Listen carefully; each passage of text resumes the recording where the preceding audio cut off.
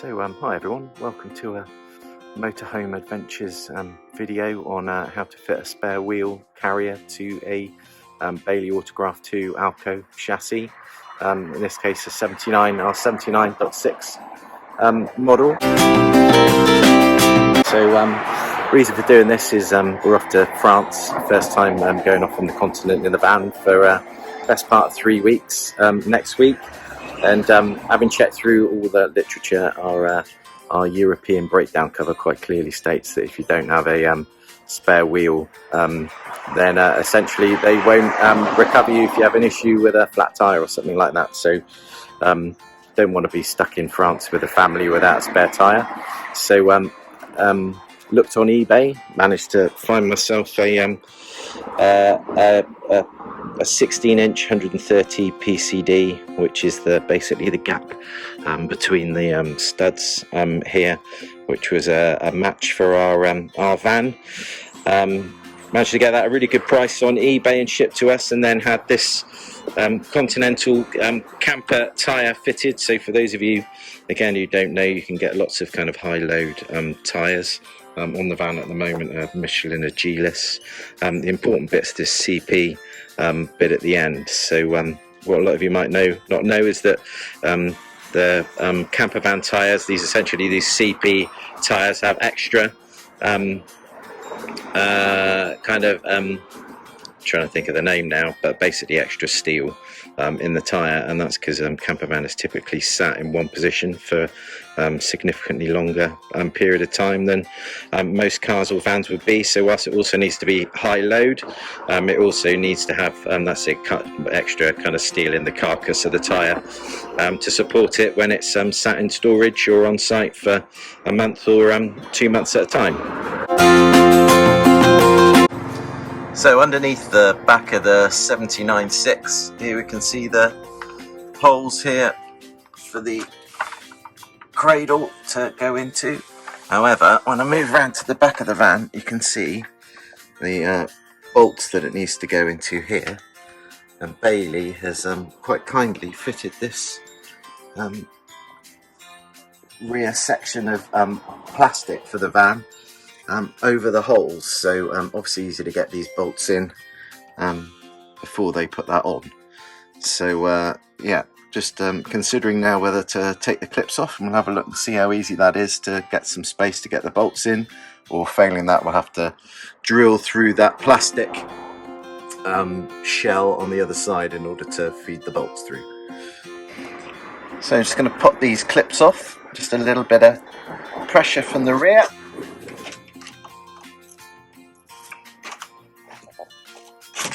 And off it comes. Ooh. Hard to do this with one hand and film at the same time. So 3 more of those to pop off, and then we'll see how much clearance we get without having to drill holes through. Now we can see with those clips removed, we do have lots of nice clearance here to be able to get into the back and put those bolts in. So here we go.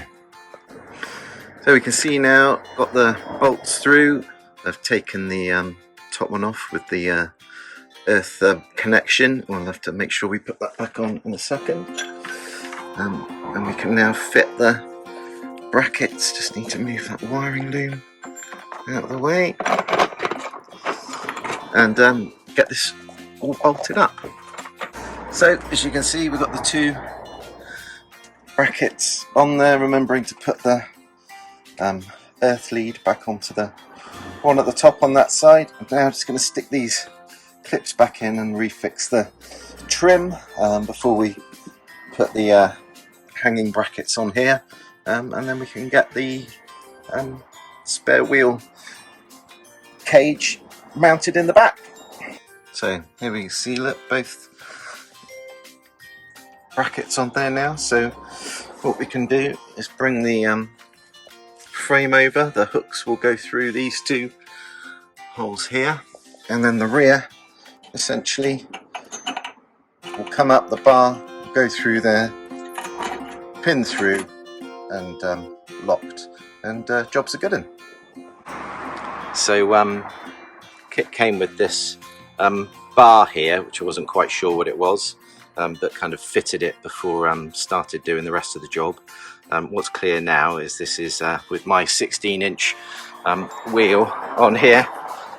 We're overhanging the back rear bar that clips into those brackets that we've just installed. So what's pretty obvious now is it's this bar which really converts the kit from a 16-inch wheel to a 15-inch wheel. So I'm going to remove this now, and then hopefully my 16-inch wheel should fit in here perfectly. So you can see now with that bar removed, and the 16-inch wheel is now a nice perfect fit. So time to get the frame mounted under the van and then get the wheel on. So as often happens with jobs like this, it's the thing that seems like it's going to be the easiest that's the hardest. So getting this bung in was a bit of a nightmare. So this bung's going on the bottom from where this hooks in, the frame hooks in, and this is going to stop the spare wheel from rubbing against the galvanised part of the Arco chassis and removing this, what's essentially a rust coating. So obviously trying to push it in, and it won't go through the hole. So after trying various different things, the way I finally got in was using a pair of pliers, getting in, or grips, adjustable grips, getting in above the top, grabbing the point of the bung, and then leveraging it and popping it through. And then we can see I finally got it in. Here we go. So all fitted, hooked in, bung in.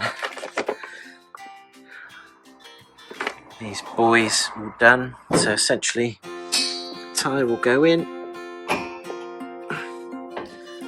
These hook back. Both sides. And then the pins drop down with the flat side against the bar to lock it in. So let's get a tyre and get this puppy loaded. And there we go, all locked and loaded. Pins in and locked over.